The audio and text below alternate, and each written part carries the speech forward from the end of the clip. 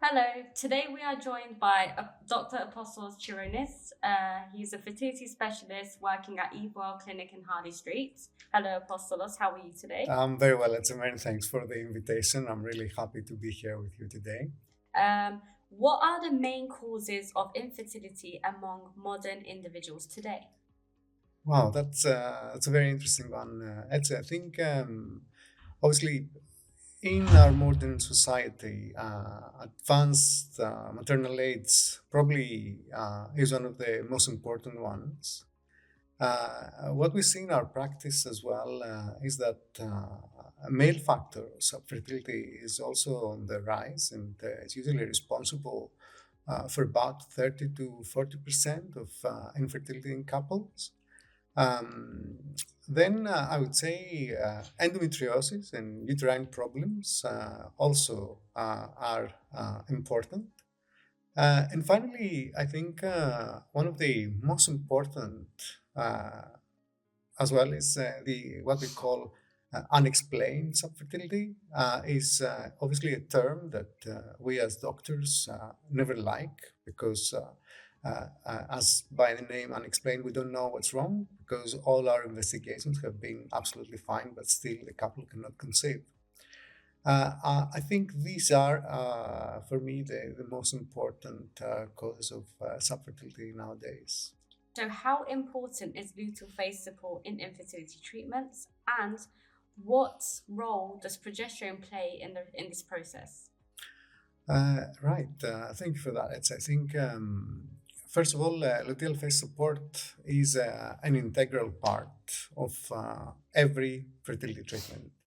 I think in the current landscape of fertility treatments, you cannot start a fertility treatment without adding luteal phase support. There is accumulating evidence that even in natural conceptions, adding luteal phase support, and usually when we say luteal phase support, we usually refer to vaginal progesterone. Um, Adding luteal phase support tends to improve your clinical outcomes. So I think, in my opinion, whether you are advising ovulation induction or whether you're doing intrauterine insemination treatment or whether you're doing IVF, luteal phase support should be part of your prescribed protocol.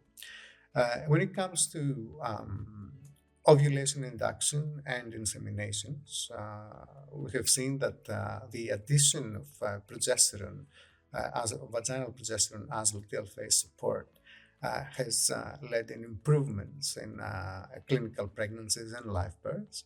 But in IVF as well is very important because we know that because during IVF we see estradiol levels going very high up, and that usually leads to disruption in the progesterone production subsequently from the corporal lutea.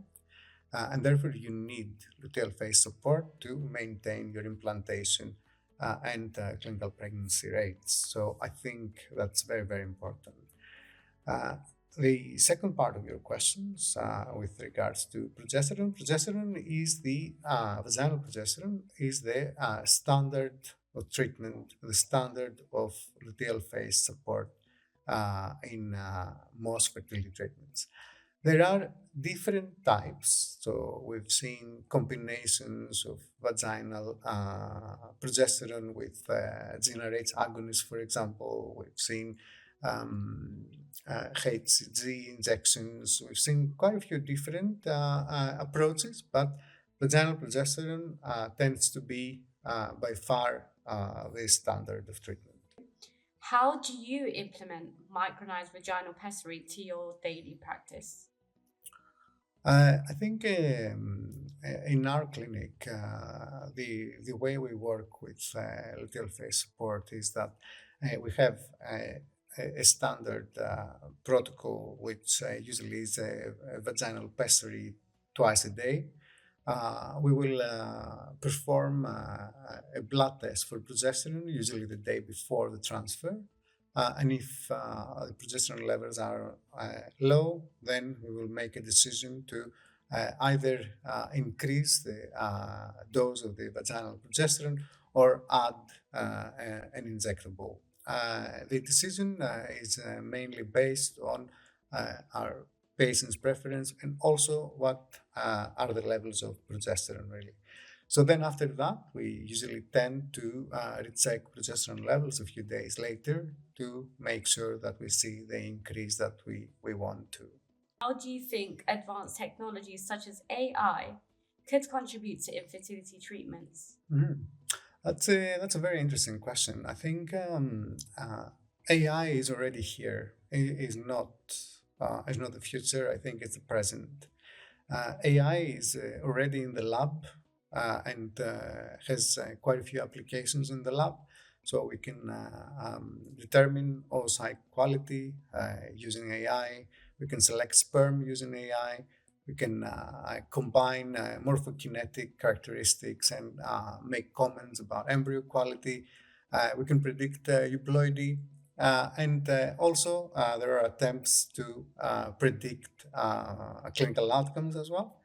Um, in the clinical setting, we're not there yet.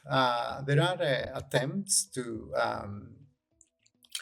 create models that use clinical parameters, like, for example, AMH, AFC, baseline FSH, in order to predict response or in order to determine the initial dose for gonadotrophins or determine which protocol is best to use.